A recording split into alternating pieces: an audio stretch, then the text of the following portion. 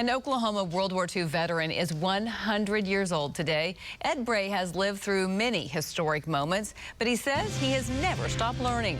News on 6's Ryan Gillen has his story. Reaching the age of 100 comes with a lot of stories. Ed Bray loves to share them. He come in one morning and said, "Get your double bag, we're leaving to get on a boat." And I said, "Oh man, here it comes." We left New York City June 1st. I landed on D-Day June 6th. Ed's granddaughter, Addie, has heard many of his tales. We'll go through our history class and they're talking about D-Day and they're talking about World War II, and they'll talk about, the Civil Rights Movement and the Dust Bowl and all of those big events that have happened in our history, and he's lived through them. Ed remembers storming Omaha Beach while serving in the Army during World War II. He was shot in the knee just after making it to shore. I said, "This is it, I'm never going to go home."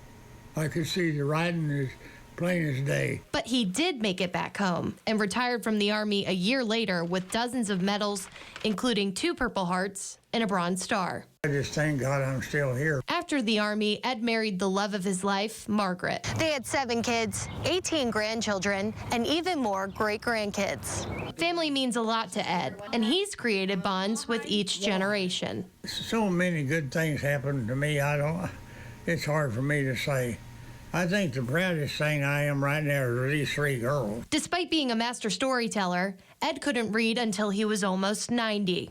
At the age of 89, Ed read this book about George Washington. CBS reporter Steve Hartman helped tell this chapter of Ed's story in 2013. 10 years later, he and Addie have their eyes set on the next pages of his life. You're gonna dance with me on my wedding day. Oh, yeah. In Cookson, Ryan Gillen, Oklahoma's Own, News on 6.